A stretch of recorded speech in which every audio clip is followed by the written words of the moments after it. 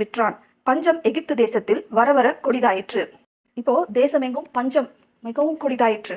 இதனால யோசேப்பு தானியங்களை சேகரித்து வைத்திருந்த களஞ்சியங்களை திறந்து எகிப்தில் உள்ள எல்லா மக்களும் அந்த தானியங்களை விற்றான் என்று இந்த வசனம் சொல்லுகிறது. அவன் அந்த தானியங்களை எல்லாருக்கும் சும்மா கொடுக்கல, இந்தாங்க இலவசமா எடுத்துட்டு போங்க, ஒவ்வொரு குடும்பத்துக்கு இவ்வளவு தானியம் அப்படின்னு சொல்லி ஒவ்வொரு குடும்பத்துக்கும் இலவசமாக அந்த தானியங்களை கொடுக்கவில்லை. அவங்க என்ன பொருள் கொடுக்குறாங்களோ, எவ்வளவு பணம் கொடுக்குறாங்களோ, என்ன அவங்க கொடுக்குறாங்களோ அதுக்கேற்ற போல அவன் தானியங்களை அவங்களுக்கு நிறுத்து கொடுக்குறான். அவங்க கொடுக்குற பொருளுக்கும் பணத்துக்கும் ஏற்றால் போலதான் தானியங்கள் கொடுக்கப்படுகிறது. அதிகமாகவோ குறைச்சலாகவோ இல்லை. அவங்க எவ்வளவு கேட்கறாங்களோ அவ்வளோ அவன் கொடுக்குறான். அவ்வளோத்துக்கும் அவன் பணம் வாங்கி கொண்டு தான் கொடுக்குறான். இது என்னங்க அநியாயமா இருக்குது? அவங்க தானியங்களை எல்லாம் எடுத்துக்கிட்டு அவங்களுக்கே கொடுக்க பணமா? இலவசமா கொடுக்க வேண்டியது தானே, ஏன் யோசேப்பு இலவசமா கொடுக்கல அப்படின்னு கேட்கலாம்.